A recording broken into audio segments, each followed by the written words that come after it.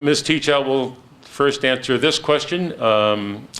So if elected to Congress, what is your vision for the delivery of health care, including health insurance, for the next 10 years? Thanks for the question. We have a problem. We have a huge problem of costs. It's out of control. I mean, a lot of you may have paid attention to this EpiPen scandal, where there's one company that is jacking up prices hundreds of percentage points, and people have no option except EpiPen. I was talking to a mother whose the drugs for her daughter's illness run into the hundreds of thousands of dollars a year, and there's no alternative, there's no choice. I started to mention this earlier, but I want to sort of go a little deeper. When I look at a problem like out of control rising costs in healthcare, I want to know why. Like, what's the real, let's move past political rhetoric. What's the real reason for the out of control rising costs? And what you see when you sort of look down the spreadsheets is who's making the money here? Because a lot of people are really suffering. So who's making the money? It's the drug companies. And the drug companies are doing everything they can to keep out generics. They are doing everything they can to manipulate prices. There are drug companies who are firing chemists and hiring accountants and lobbyists because they don't really see their job as providing the best affordable drugs. It's not a truly open market. I'm a big believer in a more competitive marketplace, making sure that we take on these quasi-monopolies in the pharmaceutical sector. When I'm in Congress, I want to be on the Small Business Committee, and I want to fight for having more competition throughout the pharmaceutical sector and making sure that they don't abuse their market dominance to basically continue to jack up prices, which is affecting all of us.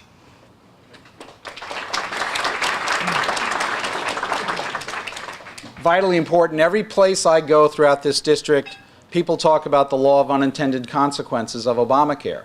And what's happening is that many businesses have decided to keep their level of employment under 50 to avoid the employer mandate. Many employees have found themselves only being able to get a part-time job because of restrictions and restraints and mandates in Obamacare. The fundamental issue right now is that the pools under Obamacare are collapsing in many places, and that's why you're seeing insurers pull out.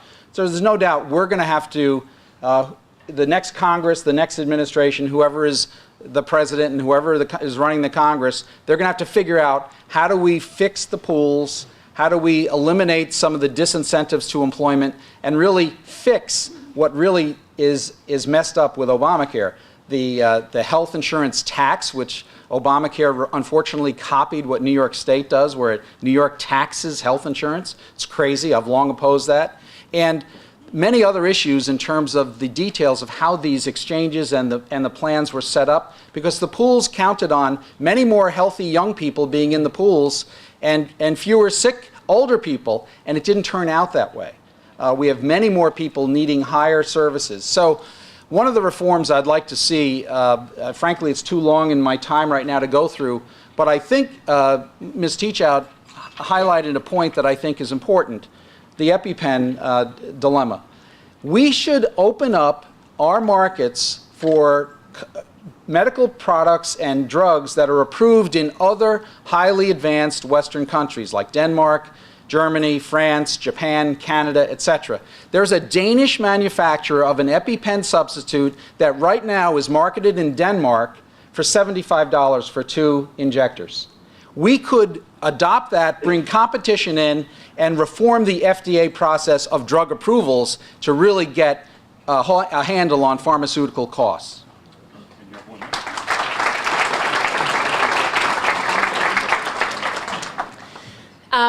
I just want to address one other issue, which, again, so many of you have worked so hard on, and I will be a warrior for when I am in Congress, is our Medicare, Medicaid reimbursement rates here do not make sense.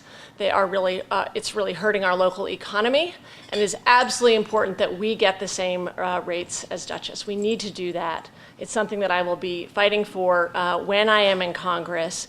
And it's something that has sort of global effects throughout this region. So thank you for your work to date on that, but the work is not done.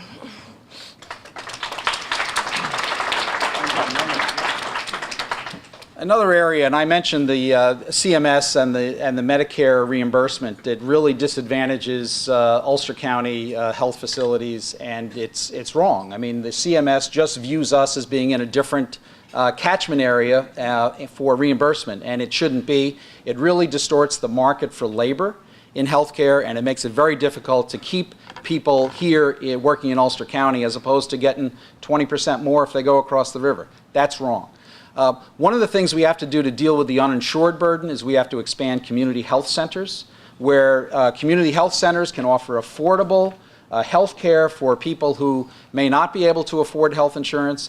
And there are a lot of people, you know, the lie of the year, which the Washington Post decided, was Obamacare's promise: if you like your health plan, you can keep it.